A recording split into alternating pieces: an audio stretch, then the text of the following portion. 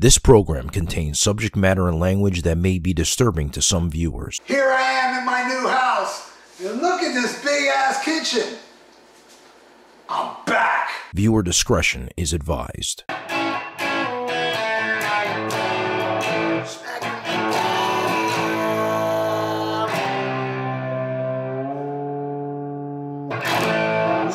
him a god, motherfucker.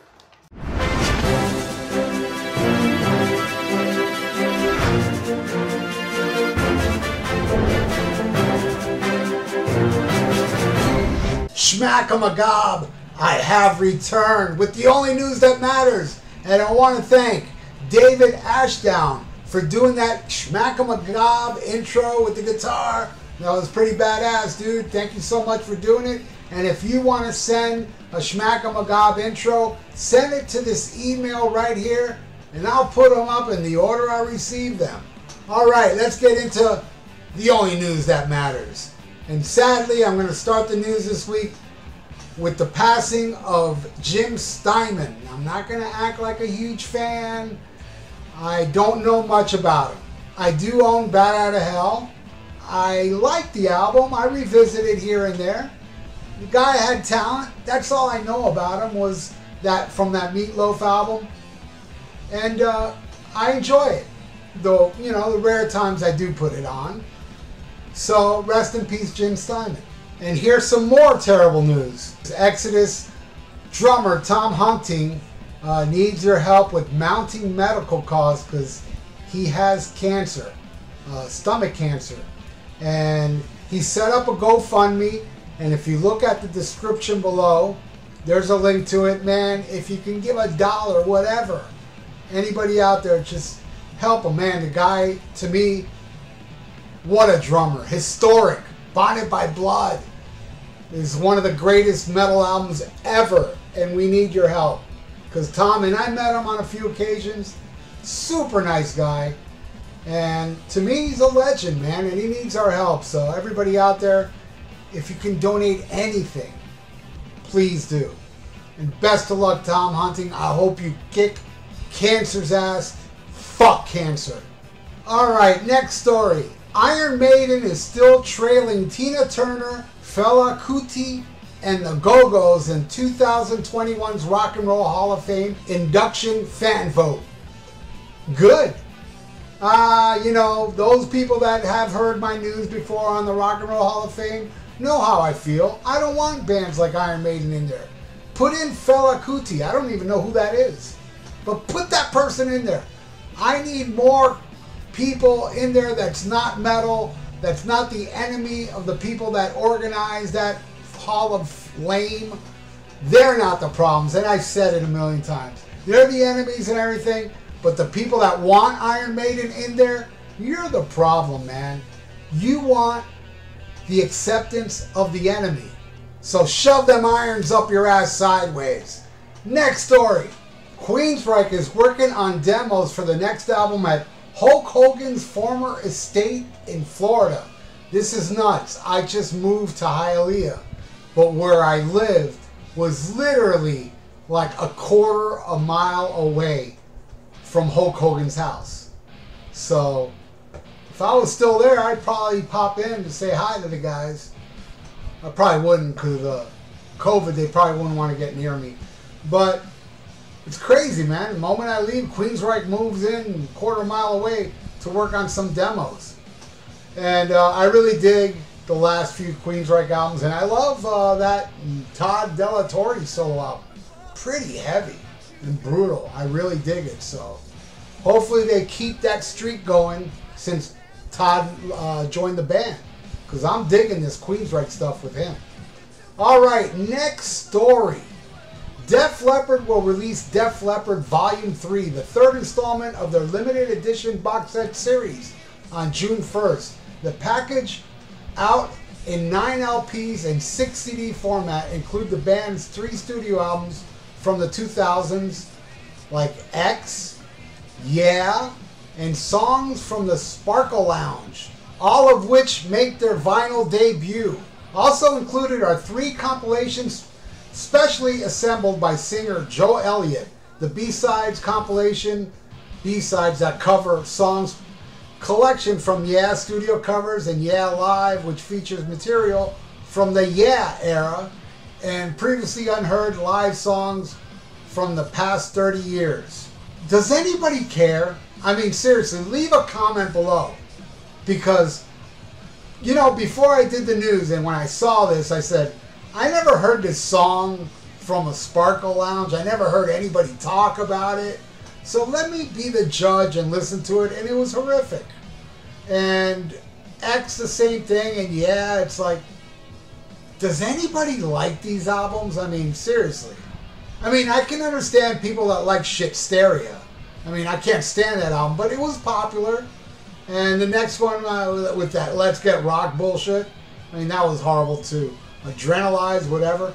I'm sure some of you people out there, because those sold, but these albums like way past the prime, and these are the albums that they went out on tour and maybe did a song or two. I don't know.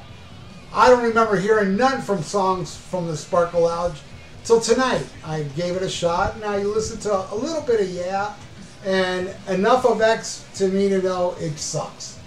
But is there anybody out there that cares, that would buy this? I bought the first one, even though it brought Shitsteria.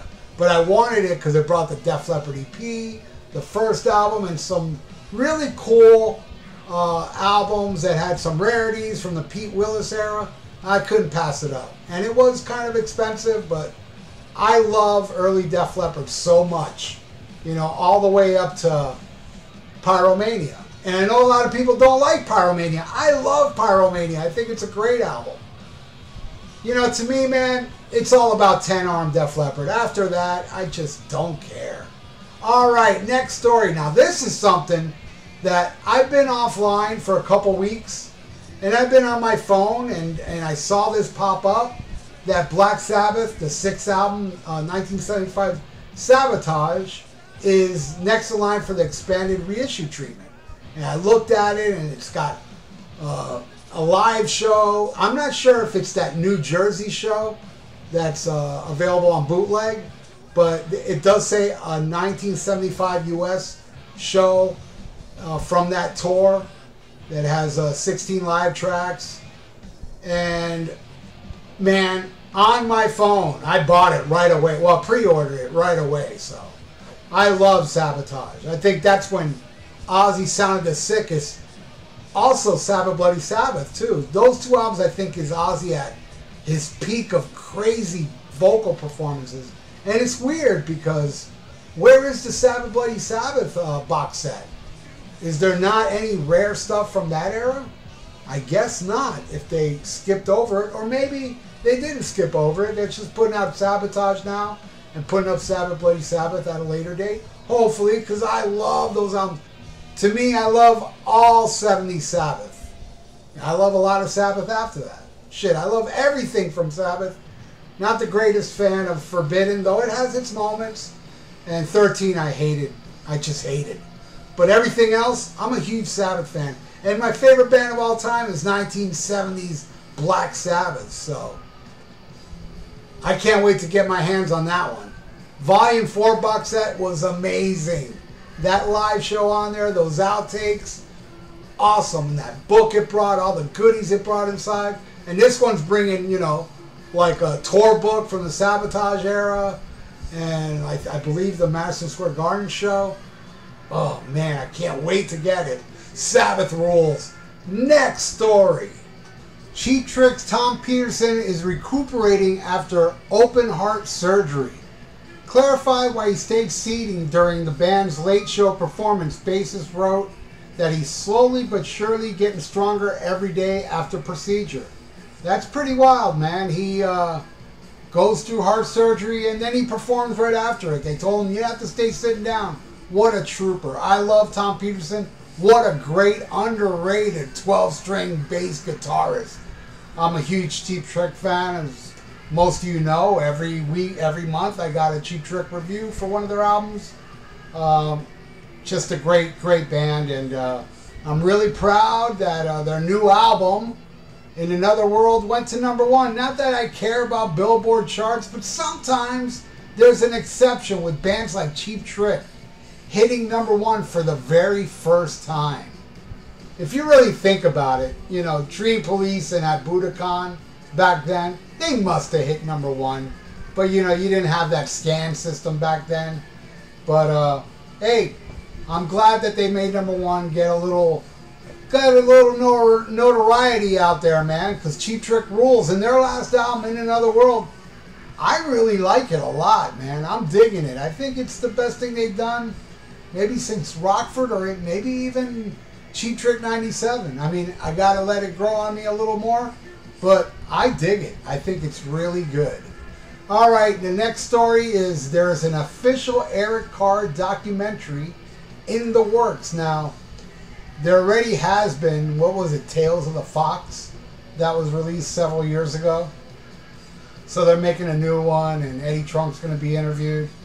And I'm looking forward to this. I'm sure it's going to be a little, I think it's going to be better. Tales of the Fox, it's good, but I don't know. I think this one will be put together better. My fingers are crossed.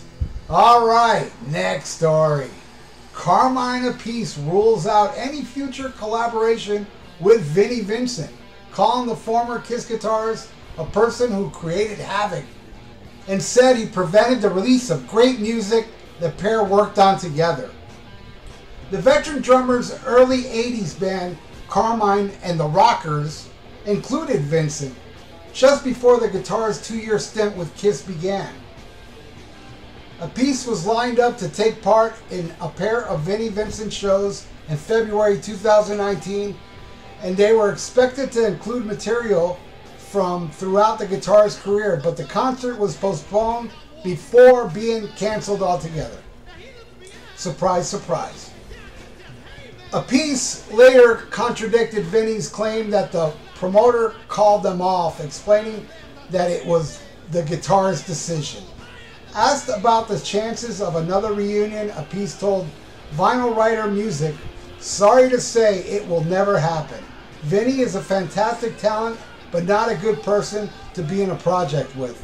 He created havoc wherever he goes. I have tapes, mixtapes of great songs, and he made sure that I could never release them by hiring an attorney to send me a letter. Meanwhile, he has done nothing but create trouble."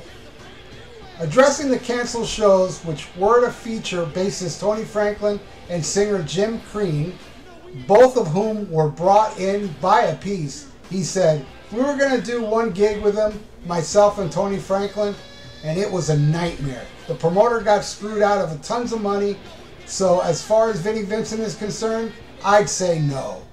Soon after the cancellations were announced, the drummer suggested that Vinnie had run out of opportunities to stage a comeback, adding that he became concerned after seeing his former bandmates in a video.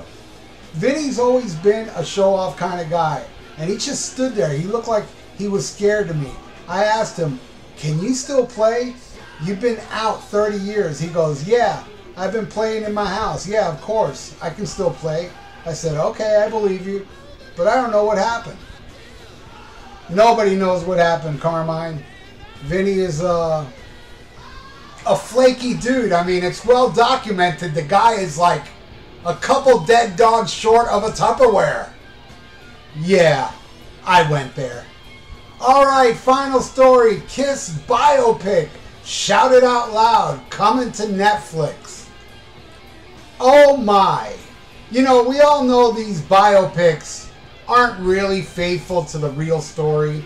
The Queen one and Motley Crue, especially Motley Crue. But they all, you know, the timeline's all fucked up, and the story, some of that story is made up. Man, nobody lies more than Kiss. Especially Paul Stanley.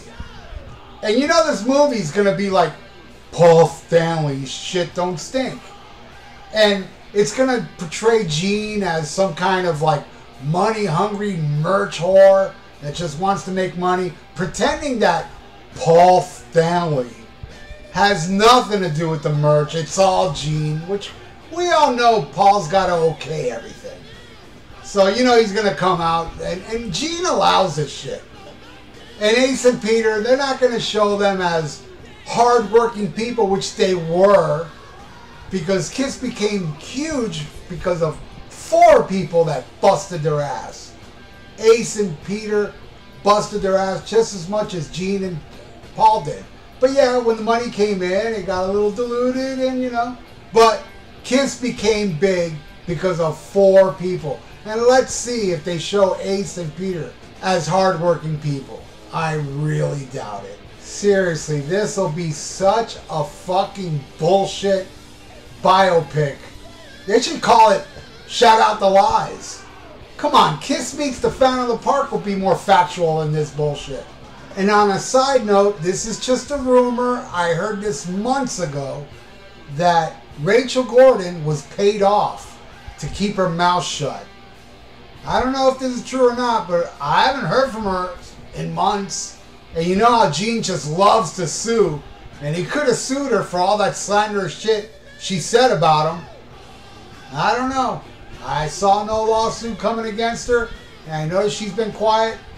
But time will tell. If she pops up again bad-mouthing them, then I know the rumor was bullshit.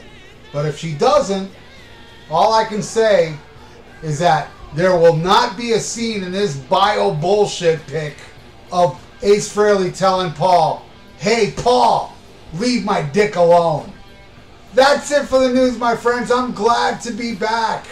And please subscribe to this channel if you haven't. If you'd like to donate, I got a PayPal below. And check out my podcast, Viera Vault, and the Rock and Metal Combat Podcast. I'm back with Ian. So check that out and stay frosty and schmack 'em a gob. The news was brought to you this week by the love I have for this big-ass kitchen I got in my new house. Great googly moogly. Farewell and adieu to you fair Spanish ladies.